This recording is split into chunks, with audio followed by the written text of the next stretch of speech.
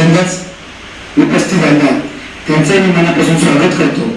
कारण आपल्या बाकीच्यांना श्रावण महिन्याच्या नियोजनाच्या बाबत बराचसा अनुभव आहे, परंतु आता नवीन डीएसपी आलेले आहेत, नवीन केळचे तहसीलदार आहेत, आंबेगावचे तहसीलदार यांना अनुभव आहे, म्हणजे आपले वायुताई या सुद्धा आहे.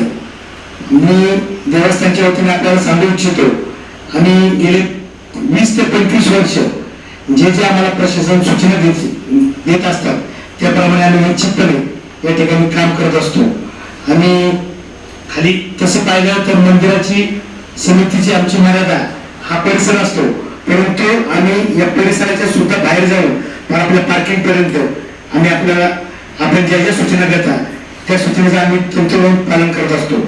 शेवटी ही जी यात्रा असती ही यात्रा आपली सर्वांची, भाविकांचं इथं सुखकार कसं दर्शन होईल या दृष्टीने आपण पाहत असतो. कारण अभयारण्य असल्यामुळे या ठिकाणी भौगोलिक दृष्ट्या फार अडचणी आहेत, परंतु त्यातून सुद्धा या भीमाशंकरच्या कृपेने आपण आपल्या सर्वांच्या सहकार्याने आजपर्यंत कधी इथं अडचण आलेली नाही. या पुढील काळामध्ये सुद्धा अडचण येणार नाही. आपण फक्त सर्वांनी एक जीवानी एक दिलानी जर काम केलं तर निश्चितपणे ही यात्रा पुढील काळामध्ये सुखकारक होणार आहे. खाली आम्ही मंदिरामध्ये जे दर्शन बारीची जी व्यवस्था करतो ती सुद्धा जागा साहेब एकदम छोटी आहे, परंतु त्यामध्ये सुद्धा आम्ही आमच्या पद्धतीने जेवढं आम्हाला शक्य आहे तेवढं आम्ही काम करत असतो. विकास आराखड्याची कामं सुद्धा या परिसरामध्ये चालू आहे, ती सुद्धा काही अपूर्ण आहे, परंतु पूर्ण व्हायला जरा कोरोनाच्या काळामध्ये जरा मध्यंतरी 3 वर्ष गेल्यामुळं काम अपूर्ण आहे, पण पुढील काळामध्ये ती सुद्धा निश्चित चांगल्या स्वरूपात होणार आहे. त्यामुळे आता आम्हाला या परिसरामध्ये एक छोटीशी जागा असल्यामुळे दर्शन बारीला अडचणी निर्माण होतात, त्या सुद्धा आम्ही आमच्या पद्धतीने आपल्या पोलीस व्यवस्थेच्या प्रशासनाच्या दृष्टीने आम्ही सगळ्यांच्या सहकार्याने या ठिकाणी काम करत असतो. आता आपण 4 नंबर पार्किंगचा बालिका साहेबांनी जो पाहणी केली डीवायएसपी साहेबांच्या समोर, तर आता जो आपल्याला खरा प्रश्न भेडसावत आहे तो वाहतूक कोंडीचा. जर आपली वाहतूक कोंडीची समस्या व्यवस्थित झाली तर खाली मंदिराकडे सुद्धा येणारा जो भाविक आहे तो सुद्धा चांगल्या पद्धतीने दर्शन घेऊ शकतो.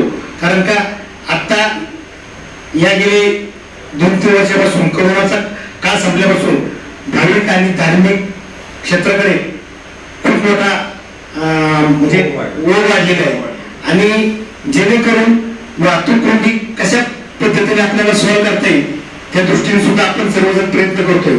माझी आपल्याला फक्त एकच विनंती, आम्ही निश्चितपणे आम्हाला तुम्ही कधी हात द्या, साहेबांना माहिती आहे आमच्या कामाची पद्धत, परंतु जेवढी आपल्याला 4 नंबर पार्किंगला चांगली व्यवस्था करता येईल, कारण का सुदैवाने आपल्या सर्वांच्या सुदैवाने आजपर्यंत कधी आपल्याला जागा प्राप्त झाली नव्हती, परंतु ती आज प्रशासनाची 11 एकर जागा प्राप्त झाली आहे. या आधी 2 नंबर पार्किंग असेल, 3 नंबर पार्किंग असेल, 1 नंबर पार्किंग, हे सर्व अभयारण्याच्या हद्दीमध्ये असल्यामुळे आपल्याला तिथे काही डागडुजी करता येत नव्हती. आता आपल्याला ती अडचण राहणार नाही, परंतु आपल्याला बी समजते, सगळ्यांना समजते की आता पाऊस खूप आहे, तिथे सुद्धा काम करायला थोडीशी अडचण येणार आहे, परंतु तरी सुद्धा आपल्याला जेवढे शक्य आहे तेवढं तिथे जर आपण केले. आता आम्ही प्रांत साहेबांनी, शिंदे साहेबांनी आम्हाला मागच्या मिटिंगमध्ये जे सूचना दिल्या की 4 नंबर पार्किंगला आपण तिथं भाविकांसाठी शेड असावं, ते सुद्धा आपण काम सुरू केलेलं आहे. लाईटीच्या संदर्भात सुद्धा साहेब बोलले, आम्ही त्यांना जरी एमएससीबीची जबाबदारी असली तरी आम्ही सुद्धा त्यांना दिवे वगैरे मरकुरी हे देवस्थानतर्फे आम्ही देत असतो. म्हणजे इथे जे जे शक्य आहे ते निश्चितपणे आम्ही करण्याचा प्रयत्न करतोय.